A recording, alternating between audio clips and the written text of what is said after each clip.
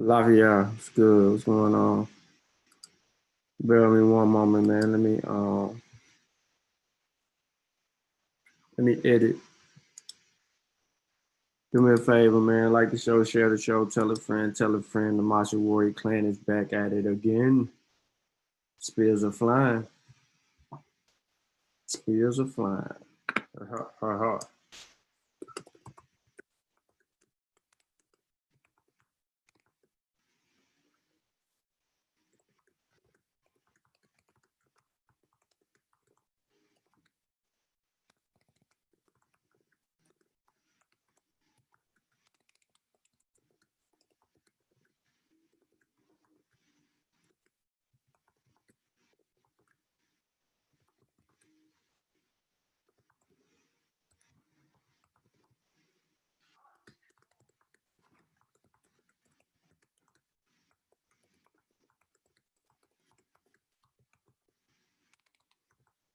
Yeah, like the show, share the show.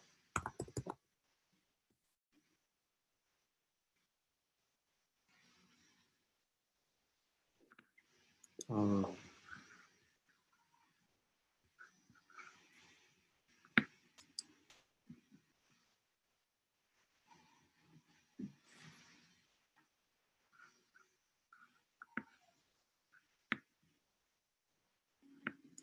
what's good, everybody? I see y'all. What's good? What's going on in the world today?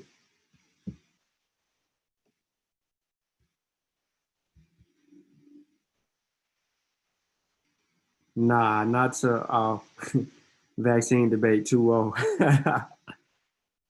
Hey man, they said they won that debate, man. How you gonna take that from them? They said they won that debate. They said that they won the debate, and he told Asada he won the debate. That's what he said.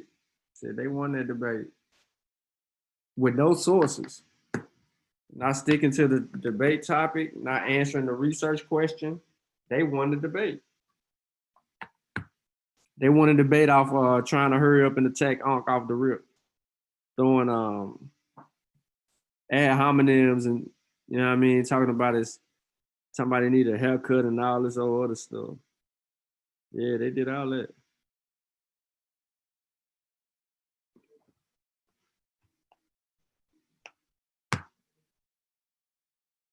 He said the metal. Yeah, he did say the metal chart. He didn't say the periodic table. He said the metal chart. Yeah, that was. Dan wanted the sister, yo. Dan wanted the sister. Yep, it's crazy. Um, Hold on, I ain't gonna be able to see the chat comments when I do this. I think I will. Let me keep it right here.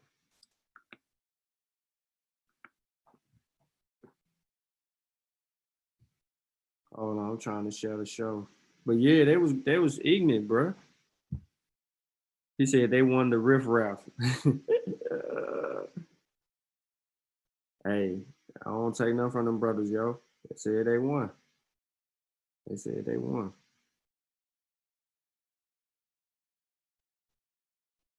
It was a bunch of people just on this same little link that I was just on. They all hopped off to go do other things. So I'm gonna hold it down while they twiddle their thumbs.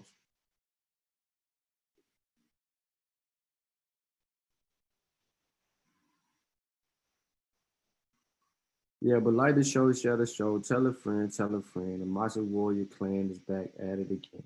All right, so ETM Hotel, Rennie, Sean, welcome in peace. My name is Sean. I'd like to thank everybody for tuning in today. It's this impromptu build. Do I? And you know what I mean? A Lafayette to all my West Africans out there. I do have the channel up and we are at it again. Yeah, man. So I spend most of the day arguing with people about vaccines. It seems like I lose Facebook friends every time I say vaccine. So I went a little extra hard today. One to kind of vent out my frustrations because mentally, man, I really my energy bad right now. Like I should be I'm kind of dealing with a couple of things on a couple of fronts, but just got some good news on one end. So that kind of put me at ease, but still, you know what I mean? I feel like I need to do something.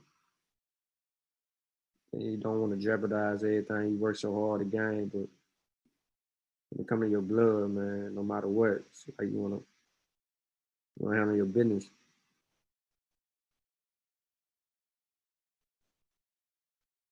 But nah, man. So what I just did was I just wanted to just beat up on some pseudos without beating up on them and just showing them how stupid their logic is. And what I've come to find out is that a lot of our brothers and sisters in the so-called conscious community are just pseudo.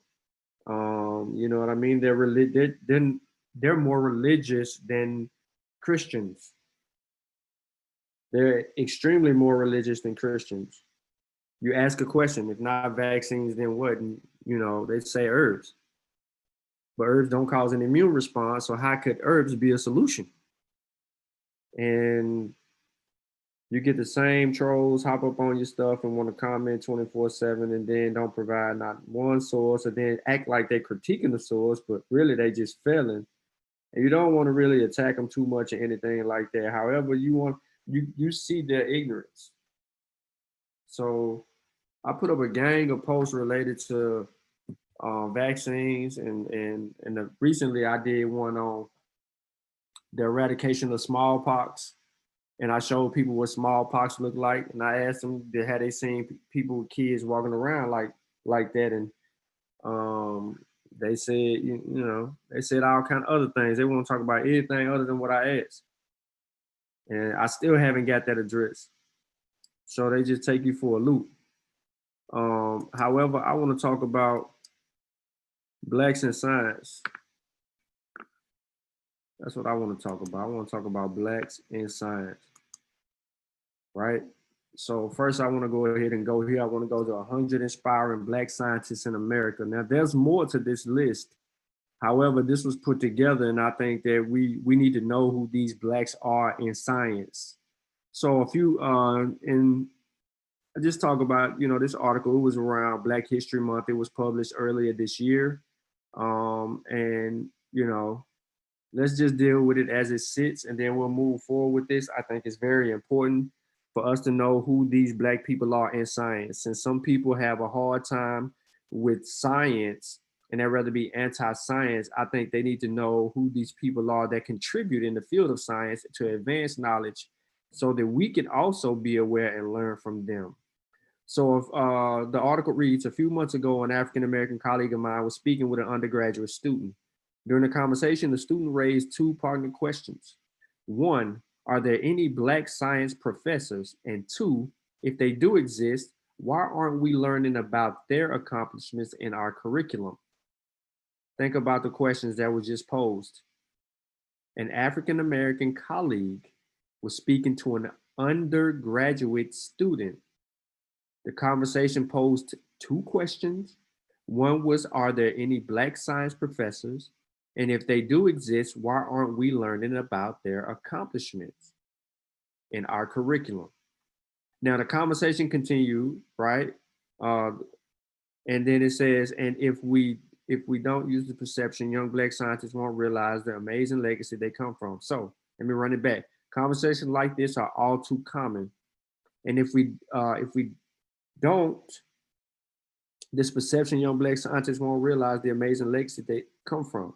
So when Dr. Sober raised the conversation with me, I immediately acted. There's a plethora of black scientists who make significant contributions to science. There's a plethora of black scientists who make significant contributions to science, but many of them are unknown to the masses. It's imperative that young black scientists know about the mere accomplishment scientists from African, Afro-Cuban, Caribbean, Afro-Latina, and Afro-American backgrounds in the field of life sciences, chemistry, and engineering and physics. So I'm gonna skip over the rest of that because you already know where I'm going with this direction, and let's deal with this. Established investigators, all right? This is the field of science, right? We're gonna start from the top. I got Chandra Winstein, PhD, University of New Hampshire. She is an assistant professor of physics, smart woman. Next, we have Jordan Booker, PhD, assistant professor of psychological science, University of Missouri. Third, we have, and I'm just gonna run down their names. and I don't want to too much give out the universities, but we have Falima Idirabdallah.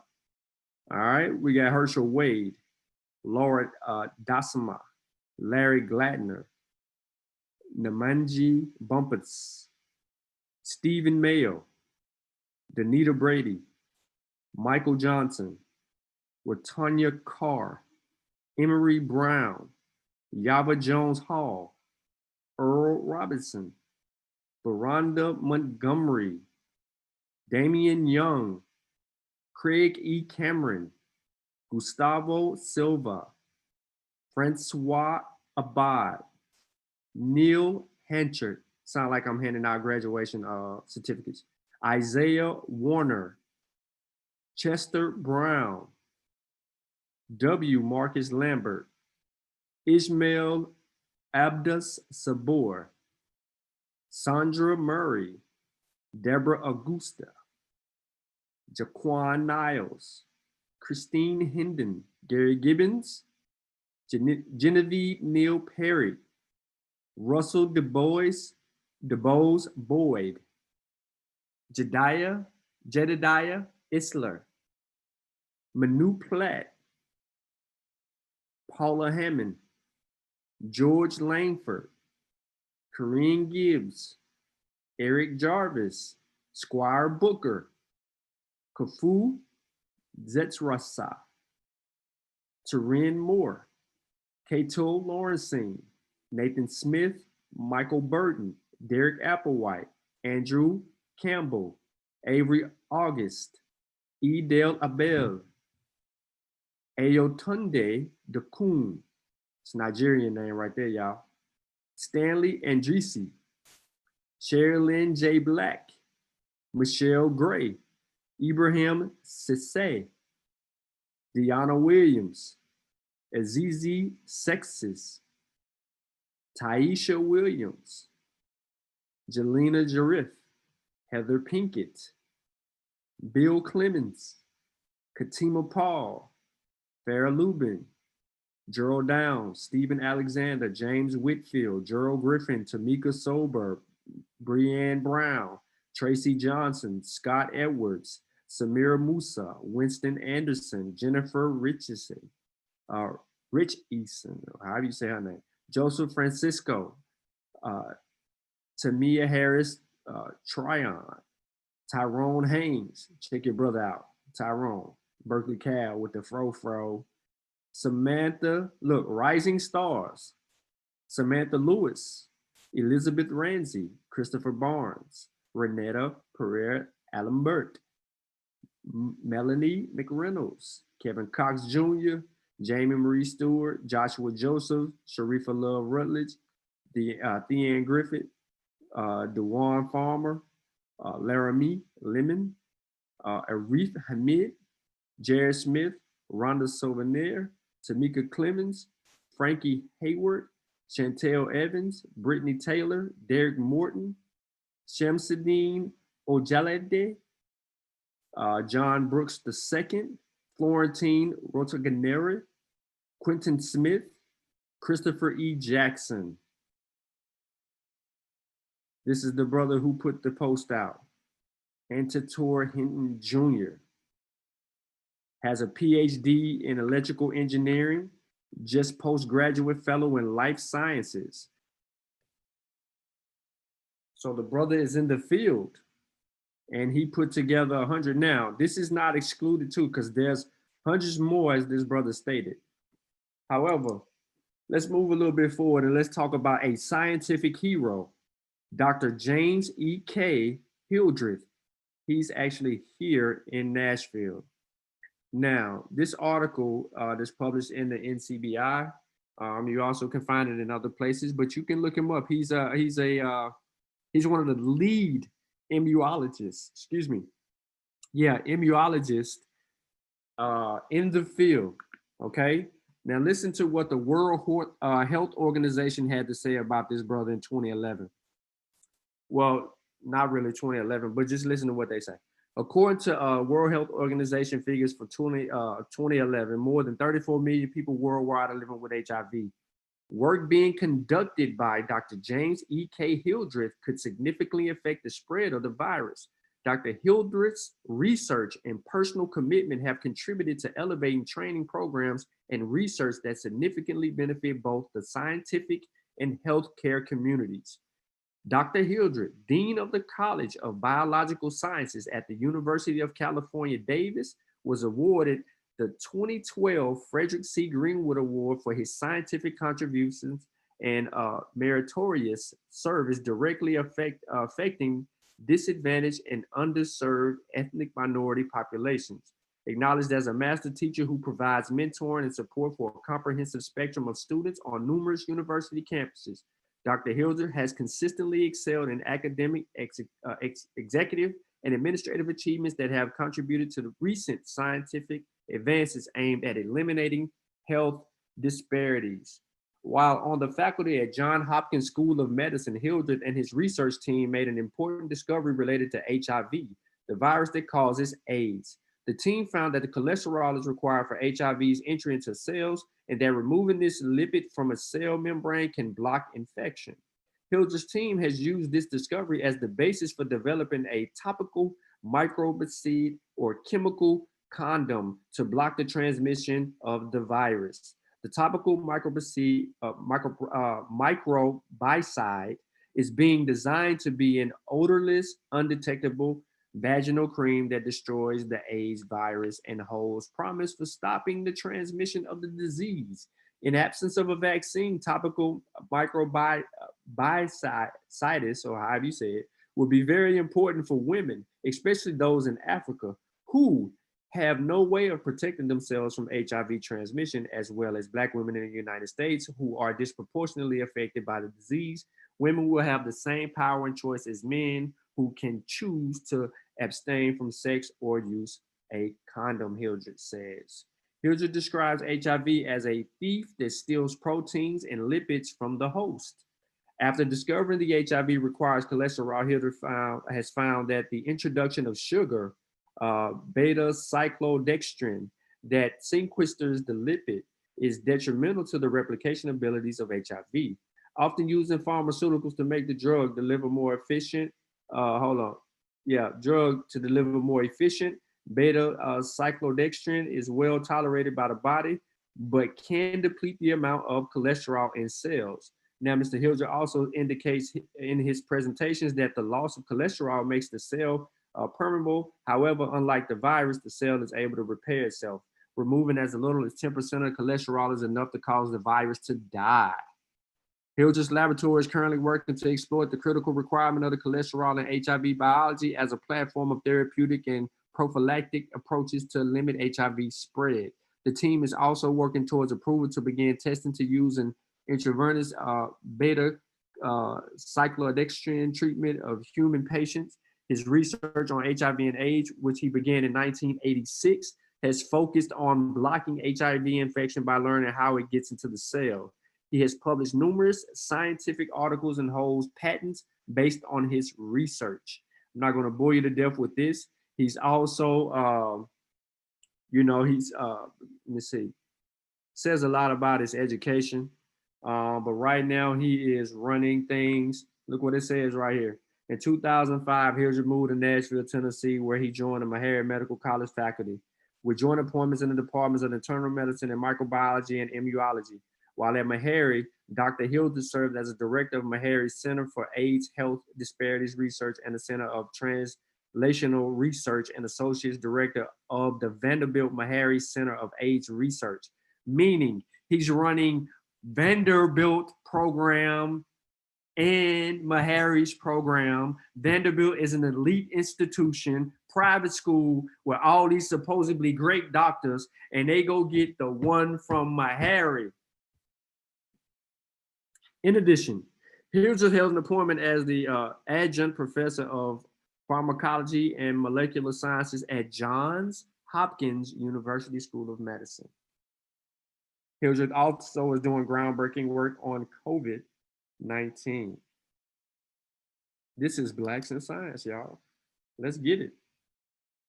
Now, who do we credit the most as far as science goes? Man, y'all smart. You're right. Onesimus.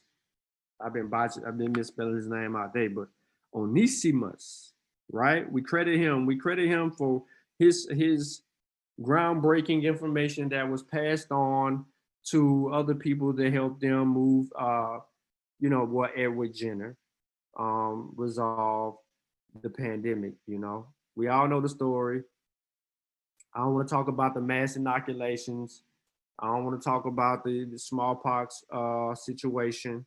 We all know that Onesimus is the orchestrative key figure in the evolution of inoculations in America, or what we know today of inoculations as vaccines. Mr. McCool Smith, we should know about him regardless because his field work in science, pharmaceuticals. He was like the first to have like a pharmacy. His pharmaceutical work and his ability to be able to fight against racism and slavery was monumental for our well-being, because we wouldn't be where we are today without not only Onesimus but Mr. McCool Smith as well. All right, William Augustus Hinton. How many people know this brother who was a slave out of Chi-Town? Right. So let's read a little bit about him because a lot of people don't know about him. Now you heard about McCoon, but you may not have heard about this guy, William Augustus Hinton. Hold on one second. Somebody mad about the I got a little head pint. All right. So another scientific prodigy, Dr. Hinton was born in 1883 to emancipated slaves in Chicago, Illinois. He sped through his early education, becoming the youngest graduate in the history of high school. He went on to complete his undergrad degree ahead of schedule and would have kept up the pace had he not hit financial obstacles to funding his graduate education. After saving money from his work in law office and as a science teacher, all the while furthering his bacteriology studies during the summers at the University of Chicago, he enrolled at the Harvard Medical School in 1912, where he would receive two consecutive awards of Wigglesworth Scholarship, the university's most prestigious merit-based award. Despite his exceptional skills and training, young Dr. Hinton was unable to secure a position as an intern to complete his medical degree. He was repeatedly denied due to his race. Undeterred, Dr. Hinton accepted a lab position at a pathological laboratory at Massachusetts General Hospital. Within 3 years, he was running the lab. In 1915, he was appointed director of the laboratory department of Boston Dispensary and as a chief of the Wasserman Laboratory of Massachusetts Department of Public Health, which soon became known as the Hinton Laboratory, named after him. Shout out. While his scientific contributions are too numerous to list, his most lasting legacy was his creation of fast and accurate tests for syphilis, a notoriously difficult infection to treat once it has progressed. In addition to his scientific discoveries, Dr. Hinton also left a legacy to future microbiologists. He was a professor of microbiology at Harvard Medical School. He founded a laboratory technician training school for women and mentored countless students for decades. Today, he is remembered not only for his Hinton test, but also for the groundbreaking work he did at Wasserman Lab, which in 1975 was renamed the Dr. William A. Hinton Laboratory. So check out Mr. Hinton and his great work. Somebody Google and look up the Hinton test. That'd be a good Facebook post. All right, we got Dr. Amos. We got Harold Amos in the 1950s, more recent. This brother's was born in New Jersey and went to attend a segregated school in Philly. His education was supplemented by his mother, well-read and self-educated woman who had access to the enormous library maintained by her employers, a prominent family. One day, his mother selected a book about Louis Pasteur for her son, sparking a lifelong fascination in microbiology. His precocious academic ability allowed him to graduate at the top of not only of his high school class, but also his undergraduate class at Springfield College, where he majored in biology and chemistry. His graduate studies were delayed by a draft into the Army in World War II, but upon his return, he began his medical studies at Harvard Medical School, where he earned both an MA and a PhD. Dr. Amos will continue to study with his Harvard mentor, completing postgraduate work in virology His discoveries earned him Fulbright fellowship to study at the Pasteur Institute in Paris, bringing his life full circle to that first book brought home by his mother. His countless contributions to field of microbiology include groundbreaking work in the RNA. Why is the RNA so important these days, ladies and gentlemen? Because we are dealing with SARS-CoV-2, the virus that causes the disease COVID-19. And a lot of research and a lot of articles are all talking about the RNA to synthesize biologic materials such as insulin. We need to pay attention, my brothers and sisters. Brother Amos, we are trying to serve you well. All right, next we have Dr. Mae C. Jemison in the 90s. Along with being the first African-American woman in space, is a world-class physician and researcher. You flat earthers, this is who you're disrespecting. Her childhood was full of science and exploration. Even a child infection could be transformed into a learning experience by her mother, a math teacher. At just 16 years old, Dr. Jemison was a freshman at Stanford University. Woo! Having received the coveted merit-based National Achievement Scholarship. But before she would don her NASA spacesuit and begin a career as an astronaut, Dr. Jemison was a physician and engineer. She researched vaccines with the CDC and prevention as a medical officer with the Peace Corps and worked in bioengineering as well. After being the first African-American woman admitted to NASA astronaut training program, Dr. Jemison served as a member of the crew of the Endeavour mission STS-47, where she conducted medical research, including studies on bone cells. So there was a question asked about Blacks in science or participating in lab work. I remember that. It was asked. Our people are not in there. And if they're in there, they're part of the government conspiracy to kill us. They said all of that. It's people on post today saying that on Facebook. For real. I can't make this up. So there's one sister that was participating in vaccine work. Y'all already know I'm going to say Luna C. Gordon. No, the whooping cough. There's another one, vaccine work. And then we have a more recent one. Dun, dun, dun, dun. Meet the Black woman taking the lead to develop a vaccine for COVID-19. Everybody has heard the story of this beautiful young chocolate sister fighting against the COVID. I gotta say all that, you know what I'm saying? Anybody know her name? Do you know her name? Before the article pull up, do you know her name? You don't know my name.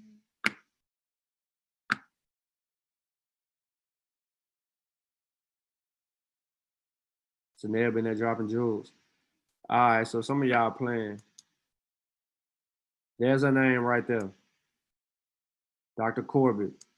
She's a viral immunologist. She's working with the National Institute of Allergy and Infectious Disease. Is taking the lead to develop a vaccine for the coronavirus. She is the scientific lead for Dr. Barney Graham coronavirus team based in Seattle. A Black sister. Yep. Back to back, we went back to back Black CDC, bruh. Back to back Black. This one probably won't even come up, this article. It's been whirling all day. Now, I put this on Facebook for a lot of people to grab, but this is 31 influential African-American scientists. I'm gonna breeze through real quick and start with Patricia Arab Bath, ophthalmologist. She's from Harlem, still alive, 76 years old at the time of writing. Patricia is best known as an inventor of the laser phaco probe for cataract treatment that she patented in 1986. She was also the first African-American to ever complete a residency in ophthalmology in 1973. Let me move on. We got 31 of these jokers.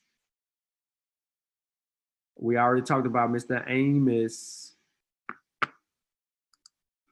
Talked about Mr. Amos already. Valerie Thomas, chemist, physicist, and computer scientist.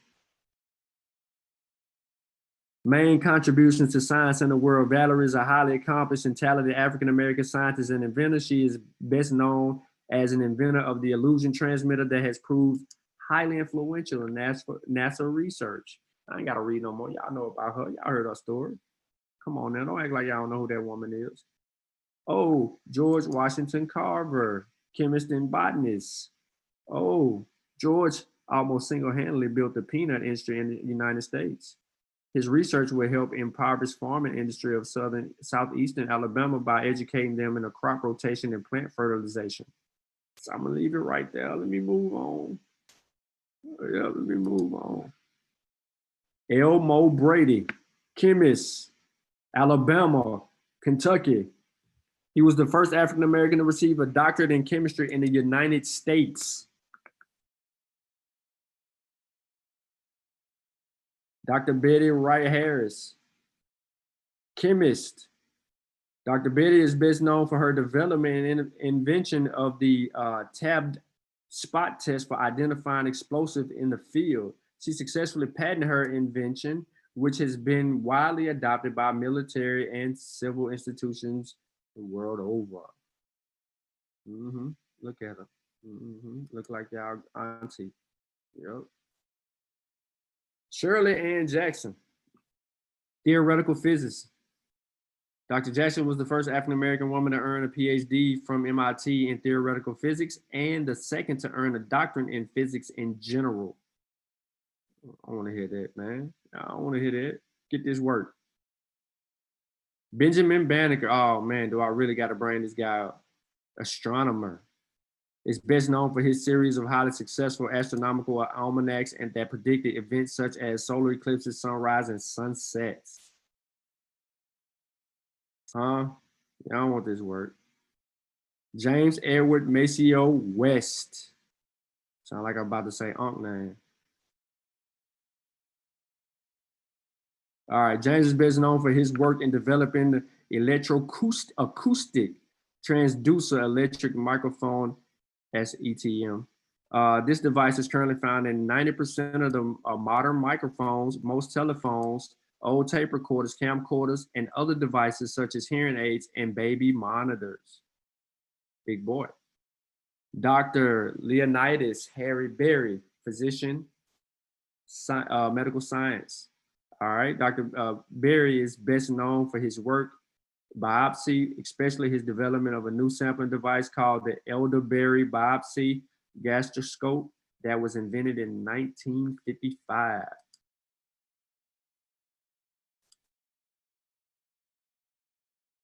Alicia Augusta Ball, pharmacist, chemist. Alicia is best known for her successful treatment of those suffering from Hansen's disease, aka leprosy. This would prove to be the world's first working treatment for this debilitating disease. Run it back. Run it back. Come on, man. Y'all acting like we ain't out here in the field, bruh. We solving problems. Man, our ancestors were solving problems, and here we are acting ignorant, anti-science. George Edward Alcorn Jr., physics.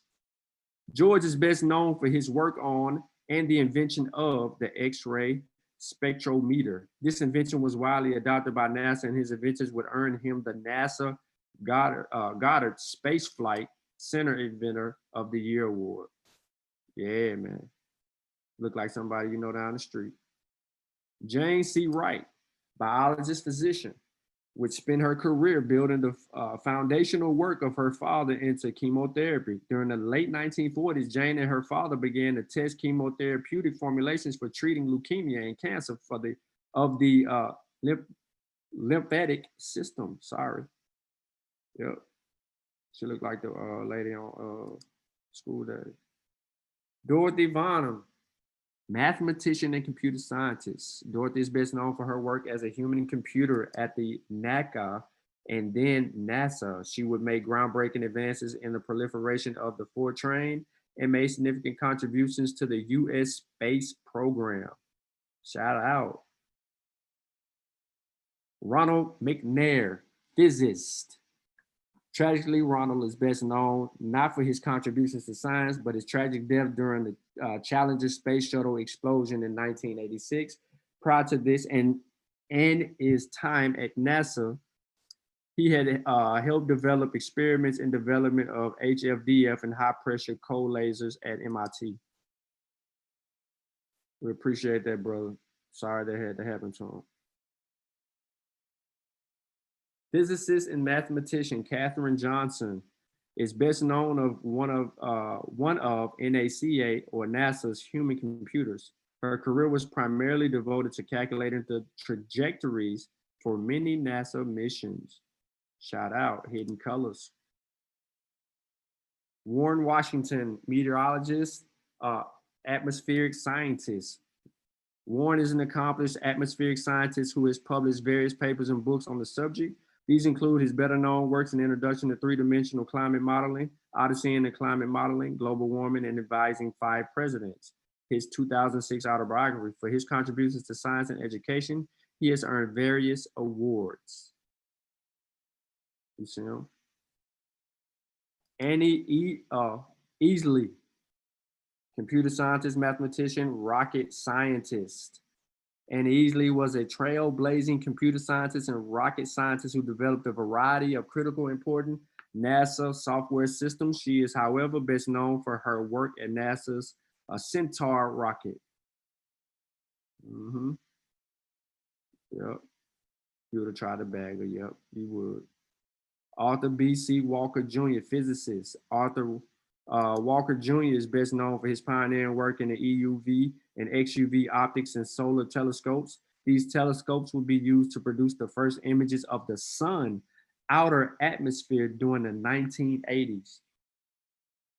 Come on, man, Blacks in Science. What? Come on, man. Neil deGrasse Tyson. I ain't got to say nothing about Neil. I ain't got to say nothing about Neil. I shouldn't have to. Betty Washington Green, chemist. Betty is best known for her research and development into the production of latex and other polymers. She is also credited as being the first African-American female PhD chemist to join the Dow Chemical Company. Come on now.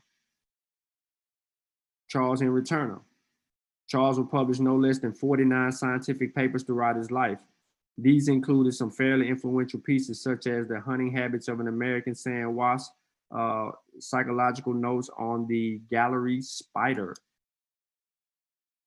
Now, his fascination with insects would also lead him to show that insects can hear and distinguish pitch, can learn through trial and error, and that honeybees can see in color. Wow. Lloyd Quarterman, chemist. Lloyd is best known as a key scientist who worked on the Manhattan Project during the Second World War. Shortly after graduating, he became a few Black American scientists to be recruited by the top secret project. He's primarily responsible for the design and the implementations of distillation process for purifying large quantities of hydrogen fluoride. This is needed to separate or enrich uranium-235 isotopes. Now, the U-235 that Quarterman helped accumulate was used to make Little Boy, the uranium bomb that was exploded over Hiroshima in Japan in 1945.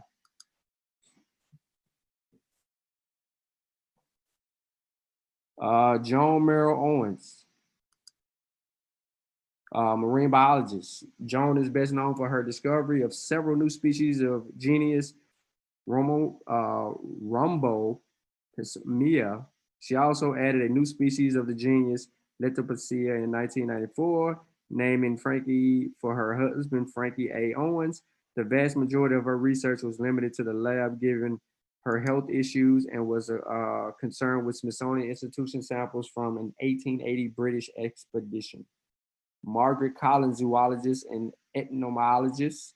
Margaret's research was mainly concerned with termites, specifically their evolution, tolerance to high temperatures, defensive behaviors, general ecology, taxonomy, and etymology.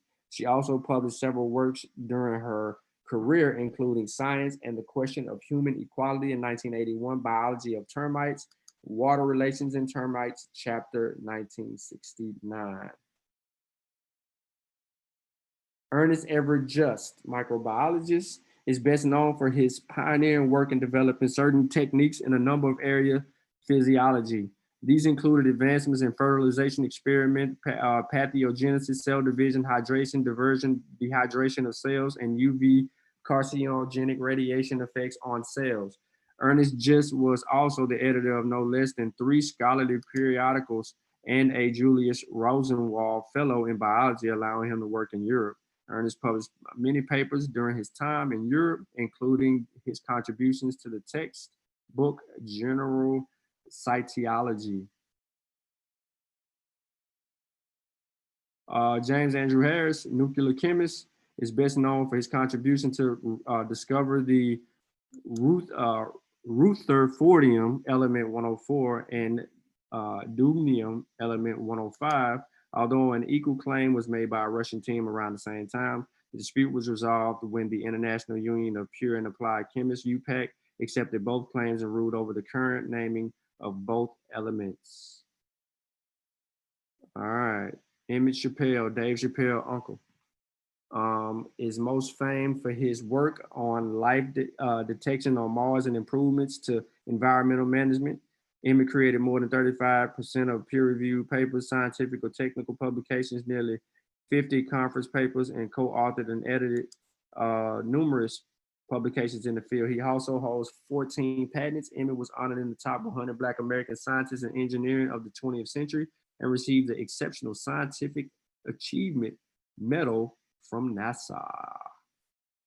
Patricia Cowens, aerospace psychophysiologist, has spent her career as the principal investigator on various studies, notable the autogenetic feedback training exercise, AFTE, a treatment for space motion sickness. The technique teaches astronauts to control their physiological responses from heart rate to involuntary muscle contractions. Patricia received many awards and honors throughout her career. These included the NASA Individual Achievement Award in 1993 and National Women of Color Technological Award in 2006, to name a few. Yeah, and that's how we're rolling on that. That's 31. It's 31, ladies and gentlemen. Yep. So the moral of the story. The moral of the story is this. Sean, why did you do that? Why did you talk about blacks in science? Why is it important? It's very important because we don't understand science. We won't even take the time out to actually comprehend what we're actually paying attention to. So I hope that this brief detail synopsis or whatever you want to call this right here, this video sheds light on scientific achievements or in the field.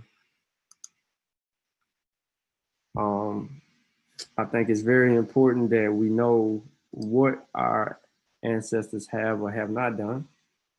I think that we need to apply those things. It would be very encouraging for our kids to see their own people, grandmothers and uncles and people that look like them in the field. Now, we didn't name all the top immunologists or virologists. We just know that they actually exist. But if we don't share or show these people to our own people, then it's pretty much a detriment to our advancements in science. They need to know about our advancements in the scientific field. If you have not got your copy of Spears of Democracy Volume 1, a historical survey of young African warrior scholars, I think that you should go ahead and get that. You can go on Amazon, type in Kofi Pie-Side Research Team, and purchase the book. If you're in my city and you want to get a copy of the book, hit me up, inbox me. If you got my everything else, just hit me up, let me know what's good, and we'll kind of go from there. And then we'll deal with how we want to deal with it. Let me see. Everything is everything. Peace, God. Our light work last night. Well, unfortunately, the sister didn't stay on topic. I don't think none of them really stayed on topic. But when we go back and break down the game tape, and that's usually what happened, when you go back and break down the game tape, then you can see who actually stayed the course. I think, hold on a second. I think this is crucial.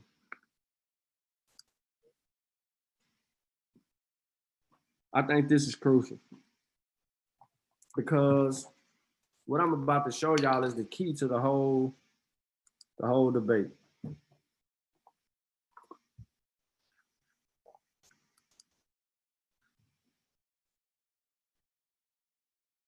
Let me get it.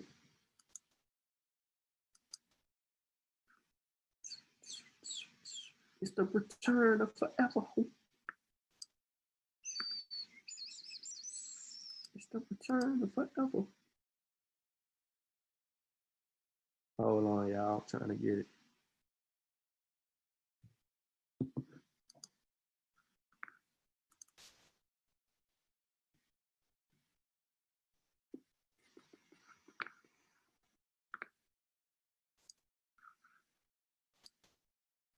This was critical, and I showed this last night, but when you break it, when you have this and then you go through the actual debate, this tell you everything you need to know. So here's the debate topic. Remember, Black people in America should take FDA/government approved vaccines, pro or con, for or against. We were arguing for it, and we presented the pros. They were arguing against it and were supposed to present the cons. Now, Team A was Stereo Team, start a vax movement. This is what he agreed to present. The start of the vax movement. He actually started with the Cutters incident. Then he tried to mention funding, which I don't know where he was going with that because it was all mumbo jumbo. And he never got to start of the vax movement. Next was Corey Kane. He had a holistic nutrition, natural remedies, immune, lymphatic systems, organic remedies to pathogens. He says organic remedies to pathogens.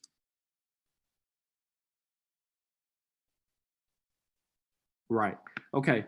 Kai, she was supposed to discuss adverse side effects emotionally, physically, and mentally. I don't know where she was going scientifically with that. However, that's what she was supposed to talk about. But as you heard in the middle of the debate, she said that she was supposed to present about the adverse side effects. But I think when she started seeing us put stuff on the screen, she kind of backed herself up out of that because she knew that if the other two had presentations and was refuting information immediately, then I'm going to have information that's probably going to refute her, and she needs to keep her image intact because she's an author and sells books, and she promotes peace, love, and happiness. See my face? So now you know this was the case. They were supposed to start the vax movement. Now, when you go back and listen to Stereo, make sure that you're listening for the start of the vax movement. The funding, he mentioned money, but he didn't say where it was coming from. And then the Cutters incident. And then you deal with Corey. I think Corey had the most on topic argument because it was about holistic health, nutrition, and all of that. But the rebuttal was simple, made by Unc. It was simple. What herb or food will present an immune response? Crickets. They named something off the metal chart as Stereo said in error. And then the metals that they actually named, bad. And of course, we already know, like I said, we know the sister didn't talk about anything. She said that Dr. Maat brought up the Tuskegee experiment. Dr. Maat never mentioned one thing about the Tuskegee experiment. So on our side,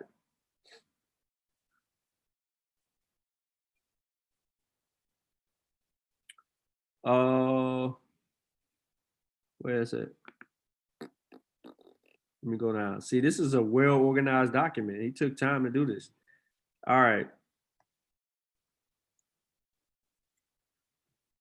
Then we kind of went there. So you know what Unc like second round, see? It just broke down a little bit better.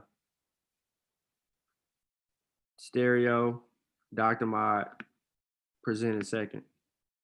Dr. Mott, she did her thing. She was prepared to go in either direction based on what he wanted to do.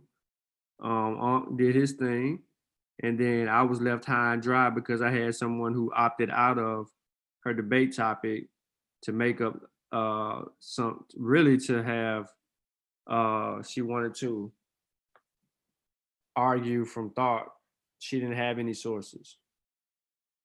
But we learned a little bit about the sister. She says that she could tell how sick you are based on the color of your skin, eye color, and things of that nature.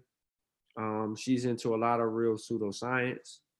And so I was expecting what I was expecting.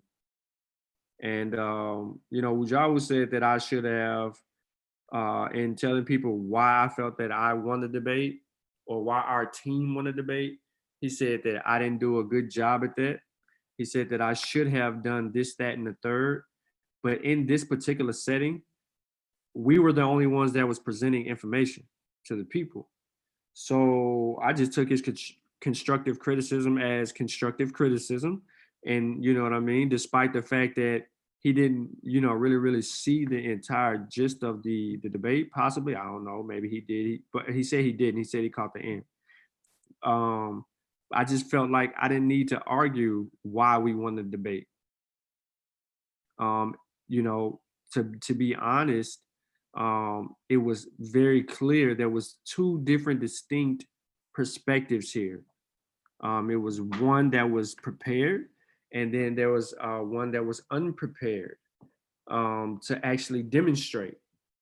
They just wanted to conversate. They wanted to do this like every other chill talk episode that we didn't actually have with them, where we come on a panel, we're asking questions. We're not asking questions to learn anything from them. We're asking questions to deal with the topic at the time. We just want to know. For instance, like the 5G and coronavirus thing. Like last night, Stereo said that he did not say that. So I had to go to July 10th and go to the 2 hour and 34-minute mark or something like that and play back his words. And what did he say? Exactly what I said he said. And then he got mad at me for that. Called me out, called me names, called me stupid. I was stupid like a few times. And he talked about the Mossy Warrior Clan name, said we ain't throwing nothing. He tried to trash the whole Mossy, slander us. Well, I wouldn't say slander in that sense, but he tried to, you know what I mean? He went a whole nother way. And I never threw one shot at him. Never threw one shot at him. Yep. So when you deal with the actual format and you go back and you watch the debate, then you can actually properly analyze like what actually held on to it. Now I know a lot of y'all are like, y'all did a good job, so on and so forth. And I know why y'all saying that, because we actually demonstrated, we put something on the screen and we were going through our stuff. But wait till you actually get a full treatment of what was not said. I think you'll appreciate that more. And that usually what happened, man. You debate and you don't get all your information out. And it kind of works to the unprepared that way, because people don't get caught up in, oh, okay. But what we wanted to do was teach. So I think that if you say we did a good job, we appreciated. A couple of people hit me up and was like, I think you did an awesome job with the position that you were in, based on the fact that the sister, she was off topic. For people who knew, she was off topic because she told you in what she was saying that she didn't want to argue about the adverse effects. Now remember, initially she was going to argue the adverse effects and say they had long-term effects. The adverse effects were long-term. She wanted to argue long-term effects. I was prepared for her to do that. I was prepared. Um, yeah, yeah, Wuja would critique God himself. That's a fact.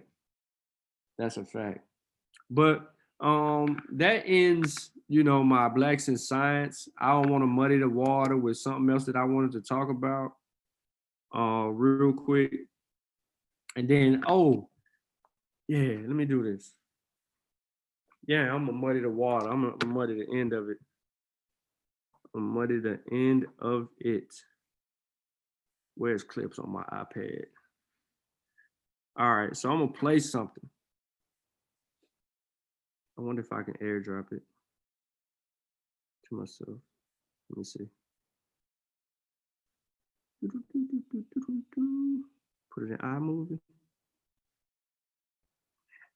Yeah, I could do that. Let me send the iMovie. I'm gonna pull it up on my laptop. Let me send this over from my iPad to my. Let me get this off this iPad. It's loading up right now. Then I'm gonna go in here on my iMovie, and I want to play something for y'all. Y'all might like it.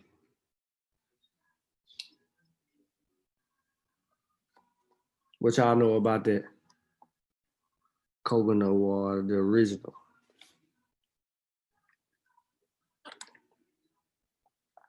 All I had today was a salad, a vegan blueberry muffin, a smoothie, and this, and 2 cookies that I shouldn't have ate. Yep.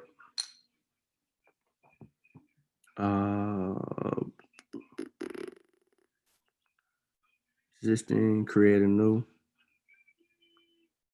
There we go. Let me hit done right there. And let me edit the name of it. Nope, done. Now let me go on my Mac, Launchpad, and let me go to iMovie.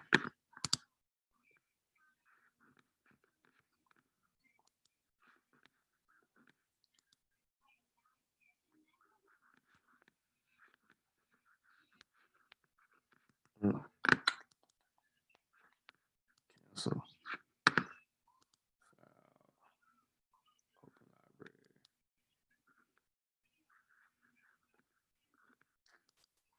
y'all hear that crap?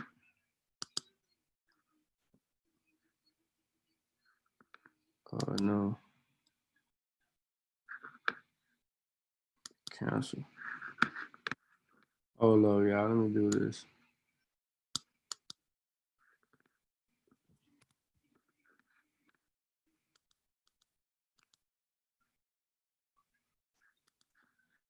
Cancel. I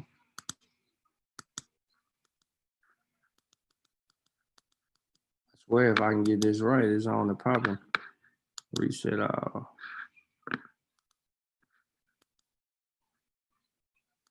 Reject it. Reject it. Whatever. Shit, I don't know.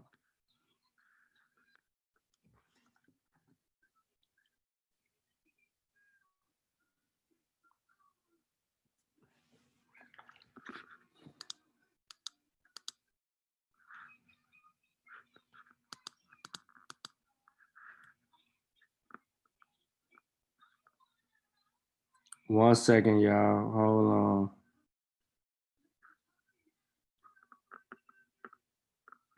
Y'all know I don't know how to use no Mac. I like that anyway.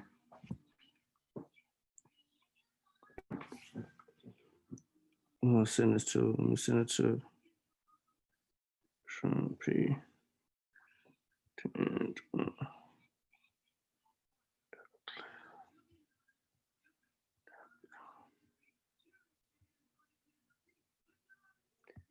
That's okay. Send it, Sean. Send it, bro. Goose. Oh, okay. Never mind. It ain't gonna share. Let me do it a different way.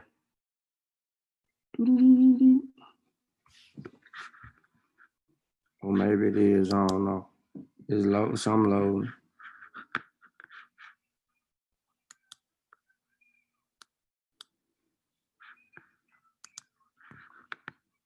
Why I don't have clips on my Mac? Y'all Mac users out there, why I don't have clips on my Mac?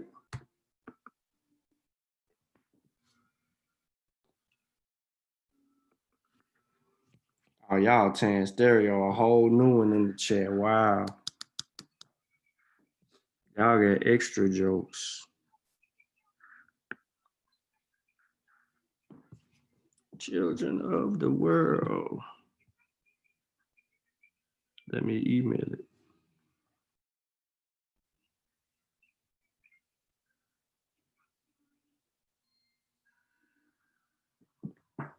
Exporting movie. Don't do that.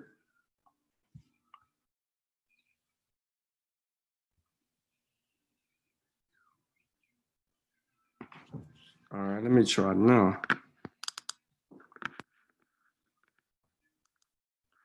What Stereo say? He told Asar Imhotep that they won the debate. Asar said, so who won last night? He the only one with a comment on there. Talking about he won. Or his team won.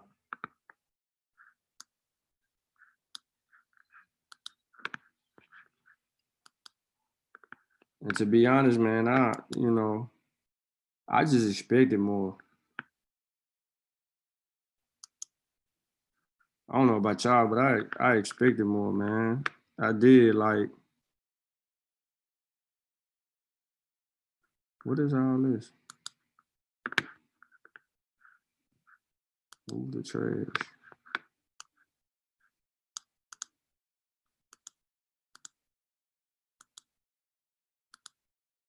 How many people know what antigens are? Let me ask y'all that right now. Tell me if you know what antigens are.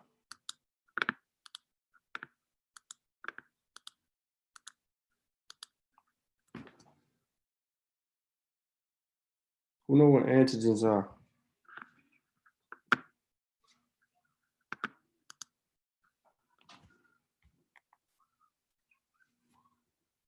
Well, I'm trying to pull this up. Who know what they are?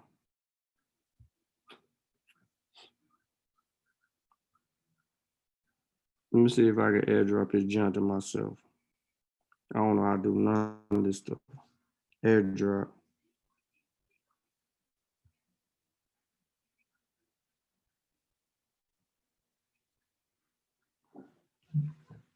Why y'all didn't tell me I can use the airdrop button?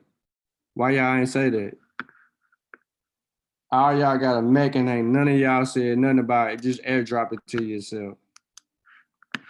Man, get some bullshiggity. Mother flipping. CK, what you be saying? Where is it at? Where my airdrop at on my Mac though? Sent to MacBook.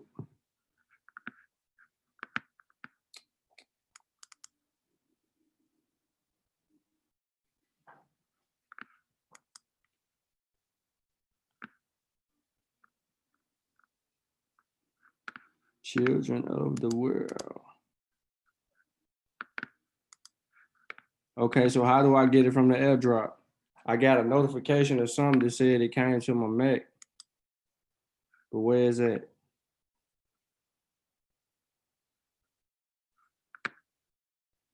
Y'all don't know where it's at?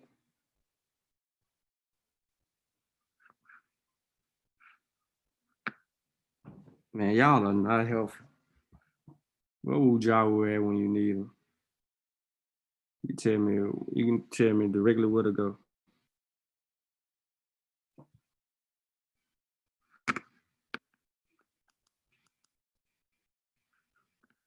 Okay. Here we go. We back, y'all. Mm.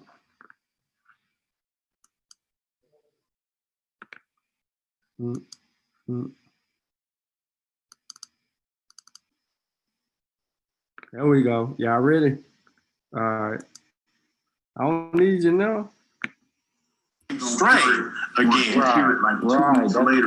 What Crazy D, what were they saying on the news? You hear it 2 weeks And later. I guess the real question is, can you get the same strain The again? scientists are coming out now with studies that this is a coronavirus, and just like a coronavirus, like the seasonal cold, it will come back the following year. It won't be about antibodies building up where you can have herd immunity of enough people. I just put the whole video in the tray. Let me go get it out. Oh, here you go again, though. All right, let's rock. Now, I guess the real question is, can you get the same strain again? Right.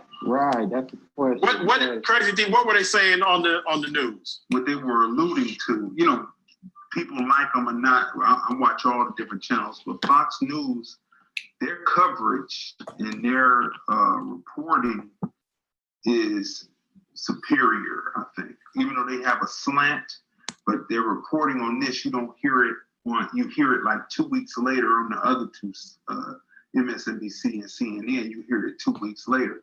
But they were saying that the scientists are coming out now and saying in their studies that this is a coronavirus, and just like a coronavirus, like the seasonal cold, it will come back the following year. It won't be about antibodies building up where you can have herd immunity of enough people contract the virus, or you will be immune.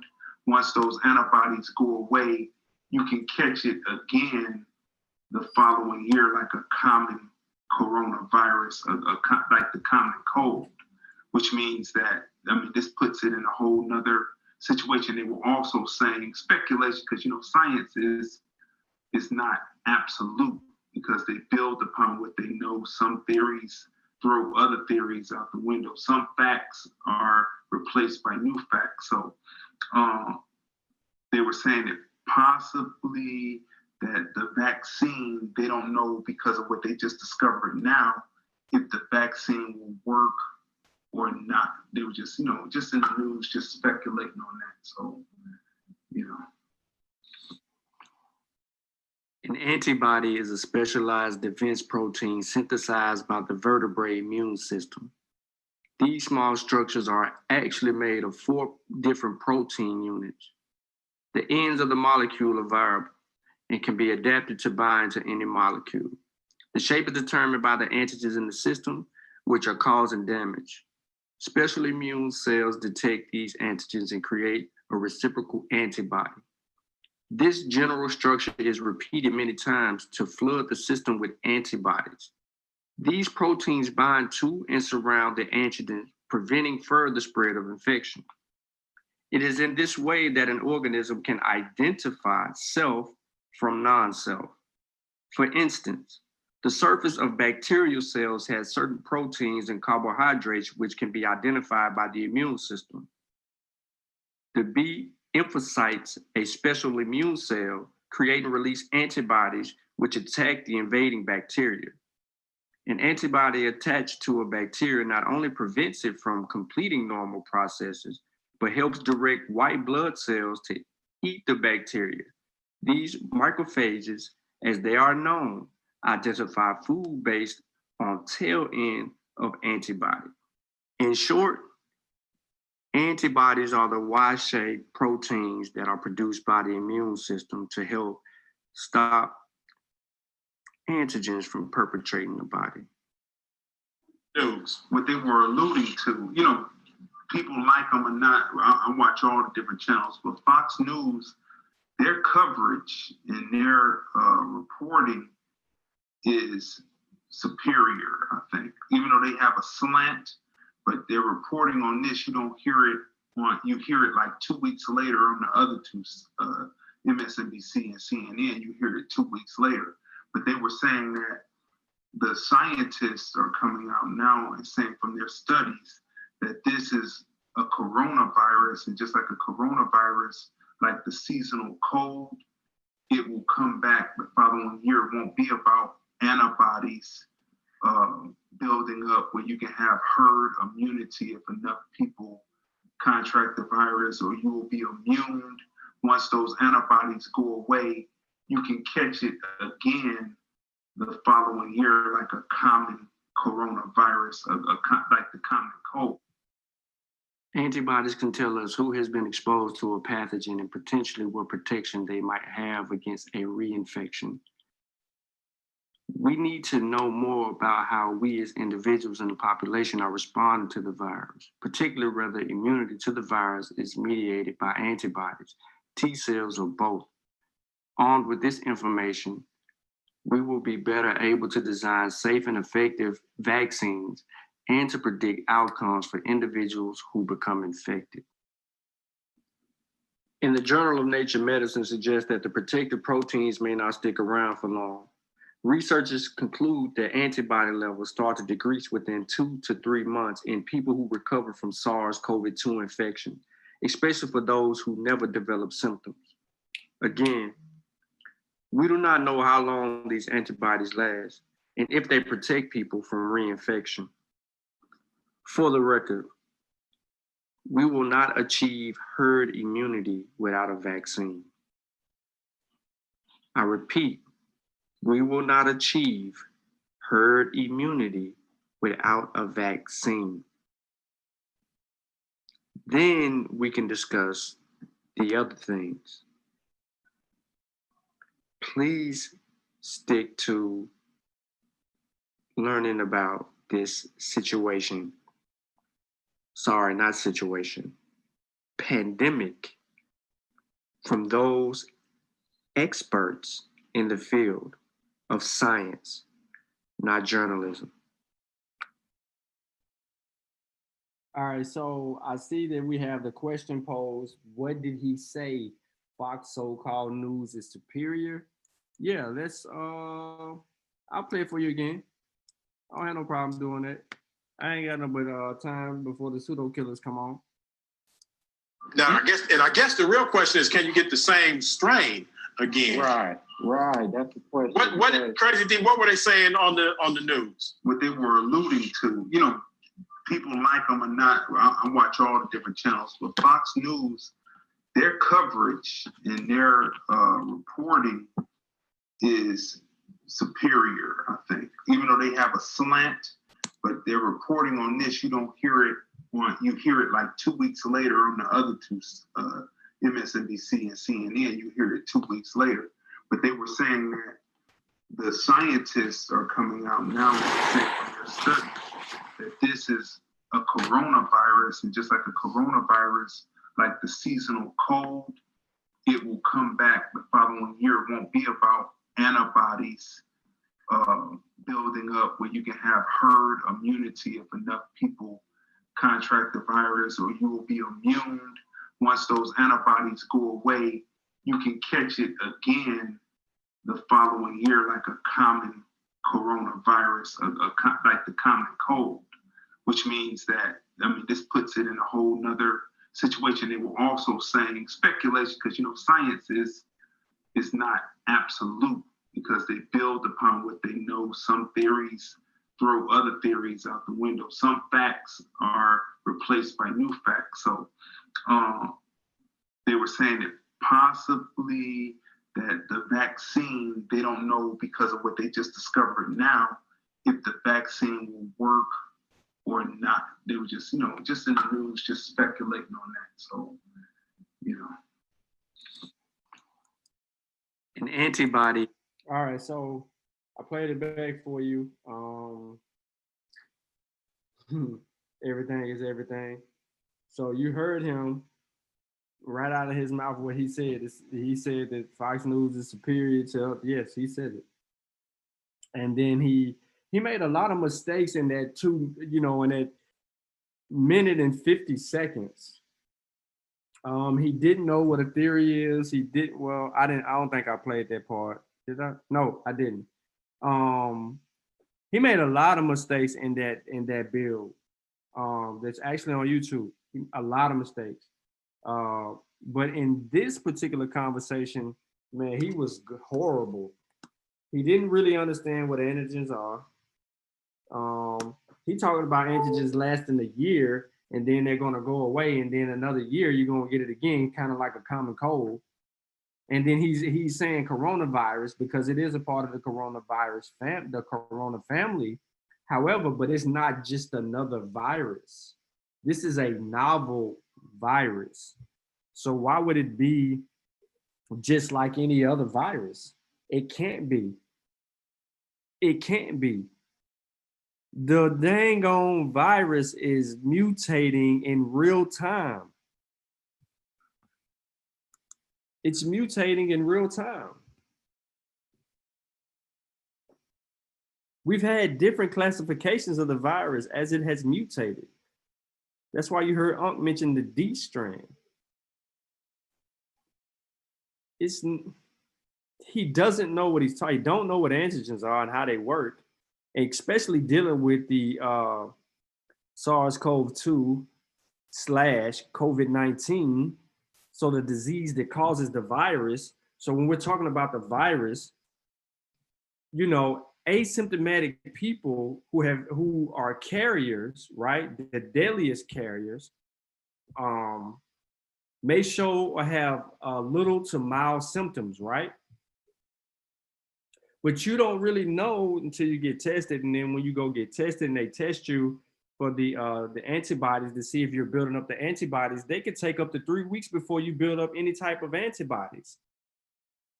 And by the time you build up those antibodies within a 3-week period, if you build them up, unless you end up in a hospital on a ventilator like my friend is right now,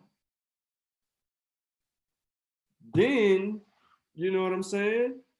You find out if you built up those antigens, and then that's what they're trying to see. And then they want to know how long they last. And they already know they're lasting for a short period of time. When you're talking about COVID-19, the antigens are only lasting like a few months, two to possibly 3.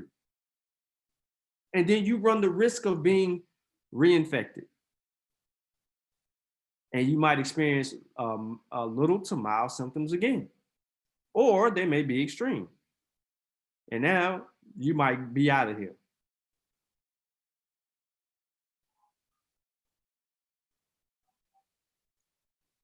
So my whole thing is you have to be careful with the people who are disseminating information on these platforms, and then their source is the news, not one scientific journal, not one. If you go on my Facebook page, I give you scientific journals that you could read. Peer review paperwork, and it's peer review before it's published. Numerous sources. And you don't really know what's going on. So that's where we at with that. Correct, Sosa. That's the thing. See, the brother had pre-existing conditions. He's not overweight. He's from Memphis. He's not overweight, none of that. Early in the week, he told his supervisor, his words to his supervisor, "I'm just so tired, I want to go to sleep." He was just sitting there. He thought he just had like pneumonia. He ended up having the disease. Well, the virus. And he transitioned as of the last 24 hours into needing a ventilator to breathe. Now, another one of our coworkers went in there and she had the same situation happen to her, and she ended up on a ventilator as well. But she was able to come out of it. It took a while, but she ended up coming out of it, and it was that on that. But the brother said he's tired, he wants to go to sleep, so he's struggling to sleep because of the pain. the pain that he's in. It won't let him go to sleep. His body's being attacked. It's not just a respiratory. His head, it's attacking his head. It's attacking all the way down his body, his limbs. It's everywhere. They're more bouncing around like if somebody shot you with a 22 and the bullet can just go anywhere. That's how this thing, this virus is penetrating us. This dude ain't, man, this dude is, oh yeah, we got to get out of here. Pseudo killers on deck. But this virus, I mean, this gentleman, I won't put his name out there, but this gentleman